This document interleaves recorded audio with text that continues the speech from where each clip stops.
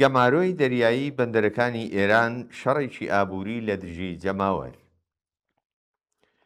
بە شکستی دانوستانەکانی نێوان ئەمریکا و کۆماری ئیسلامی لە ئیسلاماباد و ڕاگەیاندنی دەستپێکردنی گەمارۆی دەریایی بەندەرەکانی ئێران لەلایەن ئەمریکاوە، قەیرانی ڕۆژهەڵاتی ناوەڕاست چووە قۆناغێکی نوێ و مەترسیدارەوە.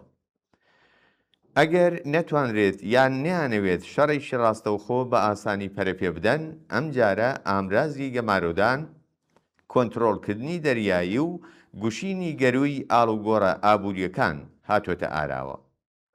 بەڵام گەمارۆی دەریایی لە ڕاستیدا جۆرێکی دیکەیە لە شەڕێکی کە لە ڕواڵەتدا بە موشک و بۆم دەست پێ ناکات، بەڵام لە کرداردا بە لە ناوبردنی بژێوی ژیان، برسێتی، کەمبوونی کالا، بێکاری، هەڵاوسان و داڕمانی ژیانی ڕۆژانەی ملیۆنان مرۆڤ بەرەو پێش دەچێت. واقعیەت ئەوەیە کە گەمارۆ، ئابڵۆقە و گوشاری ئابووری تەنانەت کاتێکیش کە بەناوی بە ئامانجگرتنی ڕەجیمەوە دەخرێنە ڕوو، پێش هەر شتێک ژیانی خەڵک وێران دەکەن. ئەوە خەڵکن کە ڕوبەڕووی بەرزبوونەوەی نرخەکان، نەبوونی کاڵا، نائەمنی پیشەیی، دابەزینی حەقدەستی ڕاستەقینە و گەلێک زەرەر و زیانی کۆمەڵایەتی دیکە دەبنەوە.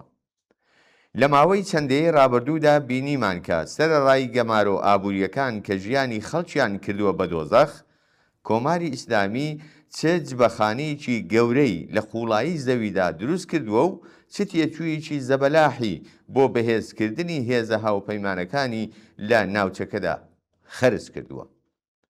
بە سنوودارکردن یان ڕاگرتنی هەناردەی نەوت و بەشێکی گرنگی هەناردەی نانەوتی داهاتی دراوی ئێران دادەبەزێت و ئەمەش دەست بەجێ دەبێتە هۆی تۆندبوونەوەی کورتهێنانی بودجەی حکوومەت. بەڵام کورتهێنانی بودجە لە ژیانی واقعیدا واتە کەمبوونەوەی خزمەتگوزاریە گشتەکان، گوشاری زیاتر بۆ سەرکەرتی پەروەردە و تەندروستی، دواکەوتن یان کەمکردنەوەی حەقدەستەکان، بەرزبوونەوەی باجە ناڕاستەوخۆکان، چاپکردنی پارە و سەرنجام گواستنەوەی تێچووی قەیرانەکە بۆ سەر ژیانی چین و توێژە هەژار و دەستکورتەکان. لە هەنگاوی دواتردا کەمبوونەوەی خستنە ڕۆی دراوی بیانی دەبێتە هۆی بەرزبوونەوەی نرخی ئەرز لە ئابووریەکی وەک ئێراندا کە وابەستەیەکی قوڕی بە هاوردەکردنی کەرەستەی خاو، ئامێرەکان، دەرمان و زۆرێک لە کالا بنەڕەتەکان هەیە. بەرزبوونەوەی نرخی دراو بە خێرایی دەبێتە هۆی شەپۆلێکی نوێی گرانی. هاوکات لەگەڵ بەرزبوونەوەی نرخەکان و کەمبوونەوەی بەرهەمهێنان، پرۆسەی هاوردەکردن لە کار دەکەوێت. زنجیرەی دابینکردنی کەرەستەی پێویست بۆ بەردەوامبوونی بەرهەمهێنان دەپچڕێنێت و پیشەسازیەکان لەگەڵ کەمبوونەوەی توانە یان داخران بەرەوڕوو دەکاتەوە.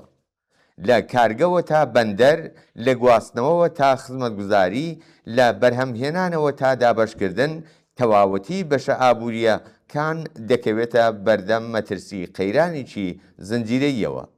ئەم دۆخە دەبێتە هۆی بێکاری زیاتر، دواکەوتنی موچە و مایە پوچبوونی کۆمپانیا بچووکەکان. ئامانجی ئەمریکا چ لە ڕێگەی شەڕی ڕاستەوخۆوە وەک ئەوەی لە ماوەی شەڕی چل ڕۆژەدا بینیمان، و چ لە ڕێگەی گەمارۆکانی تا ئێستا و ئابڵۆقەی بەندەرەکانی ئێران بریتی نییە لە ئازادی کۆمەڵانی ئێران و هەڵوەشاندنەوەی دام و دەستگای سەرکوت. دەوڵەتی ئەمریکا دەیەوێت ڕەفتاری کۆماری ئیسلامی لە چوارچێوەی نەزم و سیستەمی دڵخوازی خۆیدا ڕێک بخات. ئەگەر ئەم گوشارانە ببنە هۆی گۆڕانکاری لە ناوخۆی دەسەڵاتی ئێراندا و ئەو بەشانەی کە لە ڕوانگەی ئەمریکاوە واقعبینترن زاڵتر بن، ئەمە هیچ پەیوەندیەکی بە دێموکراسی، دادپەروەری کۆمەڵایەتی یان ئازادی کۆمەڵانی خەڵکەوە نییە، بەڵکو ئەگەری ئاوە گۆڕانکاریەک واتە داڕشتنەوەی سەر لە نوێی هەمان دەسەڵاتی حاکم بە هەمان سەرکوتی ناوخۆییەوە، بەڵام سازگار و گونجاوتر لەگەڵ بەرژەوەندەکانی ئەمریکا. لە لایەکی دیکەوە کۆماری ئیسلامیش ئەم دۆخە بۆ تونکردنەوەی کەشی ئەمنی بەکاردەهێنێت. هەر شەپۆلێکی ناڕزایەتی دەکرێت بە ناوی هاوکاری لەگەڵ دوژمن سەرکوت بکرێت. داخوازیە بژێوی تەوەرەکان پەراوێز بخرێن و بارودۆخی نائاسایی ببێتە ئامرازێک بۆ کبکردنی دەنگە سەربەخۆکان. لە ئاوە بارودۆخێکدایەکە سیاسەتی سەربەخۆی جەماوەر گرنگی پەیدا دەکات. نابێت ڕێگە بدرێت کۆمەڵگا لە نێوان دوو جەمسەری وێرانکەردا یەکێکیان هەڵبژێرێت، یان ماشێنی شەڕی ئەمریکا یان ستەم و سەرەڕۆی کۆماری ئیسلامی. ئەمە دووفاقیەکی درۆینەیە. ڕێگەی سێیەم بوونی هەیە، ڕێگەیە کە پشت بەهێزی سربەخۆی کرێکاران، معەلیمان، پەرستاران، خانەنشینان، ژنان، خوێندکاران و سەرجەم ئەو چین و توێژە هەژارانە دەبەستێت کە هەم دژی شەڕن و هەم دژی ستەم و سەرەڕۆیی. لەم ڕووەوە دەبێ هاوکات جەخن لەسەر چەند تەوەرێک بکرێتەوە، وەک دژایەتی لێبراوانە لەگەڵ هەر جۆرە سزایەکی بە کۆمەڵی خەڵک لەوانە گەمارۆکان و ئابلۆقەی بەندەرەکان و هیتر، ڕەتکردنەوەی سەرکێشیە ناوچەیەکان و پرۆژە ئەتۆمی و ئەمنیەکانی کۆماری ئیسلامی کە کۆمەڵگەیان بە بارمتە گرتووە و هەروەها بەرگریکردن لە مافی ڕێکخراوبوونی جەماوەر و ناڕزایەتی دەربڕین لە دژی سیستەمی دەسەڵاتدار لە ئێران. کۆتایی هاتنی بنەڕەتی و هەمیشەی شەڕ تەنیا بریتی نییە لە ڕاگرتنی کاتی پێکدادانی سەربازی. ئاشتی ڕاستەقینە کاتێک دەستەبەر دەبێت کە ژیانی خەڵک چیتر نەبێتە ئامرازی چەواشەکاری و سات و سەودای نێوان دەوڵەتەکان، ئەرتەشەکان و بلوکەکانی دەسەڵات.